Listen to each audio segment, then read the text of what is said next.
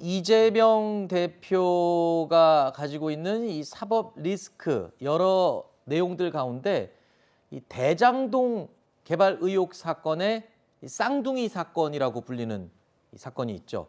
바로 위례 신도시 개발 사업입니다.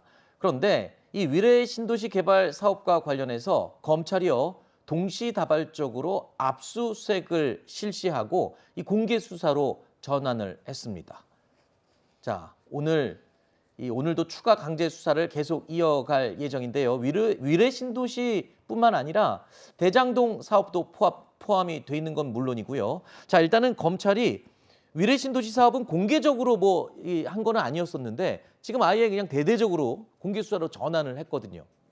늦은 감이 있어요. 이 위례 신도시 이 개발 사업이 소위 말하는 대장동의 모의고사 성격이다. 이런 네. 얘기가 계속 있지 않았습니까? 왜냐하면 방식이 똑같고요. 즉 성남도시개발공사가 특수목적법인을 만들어서 민간들과 합쳐서 개발하는데 특정인들에게 그 이익이 완전히 넘어갔다. 뭐 이거 아니겠습니까? 네. 근데 그 특정인들이 대장동 그리고 이 위례 신도시 이 부분에 있어서 동일합니다. 네. 뭐 유동규, 뭐 김만배 등등등.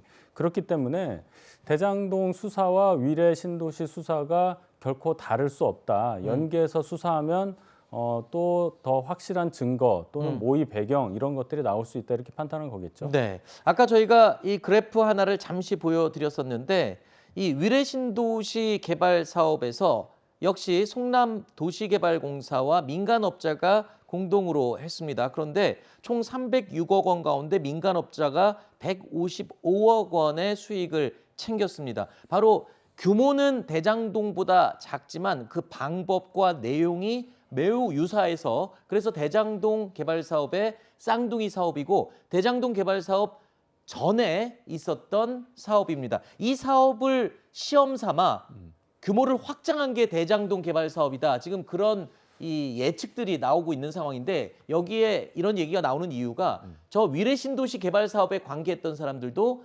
대장동 개발 사업에 등장하는 뭐 유동규 본부장이라든가 똑같은 인물들이 겹치거든요. 그렇죠. 네. 겹치는 인물이 있으니까 이제 이걸 쌍둥이 사건이다 이렇게 얘기를 하고 있는 거죠.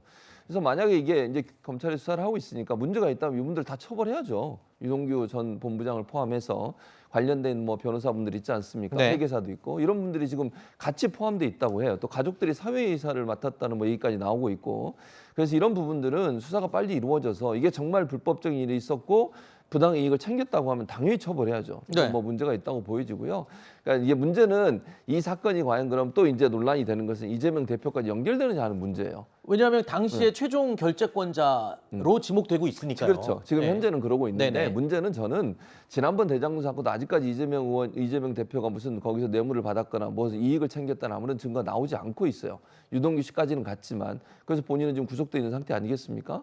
그런 상황이기 때문에 이걸 그냥 우리가 생각해서 또 뭐 이게 성남에서 이루어진 일이니까 이재명 대표가 있었을 거다. 지금 그렇게 단정적으로 얘기해서는 전혀 아니다. 네. 중요한 건 지금 이 사건에 연루된 사람들이 불법적인 일이 있었다면 당연히 처벌해야 되고요. 네. 어느 선이든 그 선까지가 처벌이 이루어진다고 봐요. 다만 이건 그전에 알겠습니다. 뭐 대장동 사건처럼 이재명 대표와 직접적 연관이 있다. 그렇게 얘기하는 것은 지금은 아니라고 봅니다. 뭐 알겠습니다.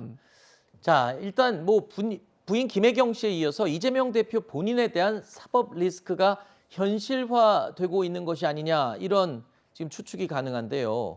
그러면 국민들은 어떻게 생각하고 있을까요? 국민 62.7%는 이재명 대표에게 사법 리스크가 있다고 답했다는 여론조사 결과가 나왔습니다.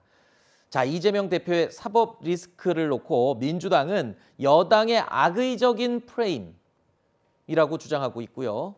국민의힘은 범죄 스릴러다라면서 날선 공방을 펼쳤습니다. 먼지털이식 소위 말하는 인디안 기우제 지르듯이 나올 때까지 턴다는 정치보복성 정치 탄압성 수사이기 때문에 나올 수가 없는 거예요. 사법 리스크는 저는 뭐 일부 뭐 저쪽 여당에서 만든 그런 악의적인 프레임이다라고 생각합니다. 네. 야당 대표와 관련된 일련의 사건들이 범죄 스릴러 영화와 같습니다. 살아있는 형법 교과서라고 해도 과언이 아닙니다. 자, 이재명 신임 대표가 권성동 원내 대표를 예방하는 모습을 보고 협치가 시작되는 건가라고 기대를 했었습니다. 물론 이 두 사람의 말이 가시돋친 말이 오갔기 때문에 의심을 하는 사람들 많았는데 하루 만에 지금 벌써 이렇게 또 완전히 삐그덕 됩니다. 예, 뭐 말이 참 거칠죠. 이 단어 선택들이. 그런데 뭐 어차피 겪어야 될 과정이라고 보고요. 민주당에서 주장하는 이게 어떤 악의적인 프레임이다. 이런 주장.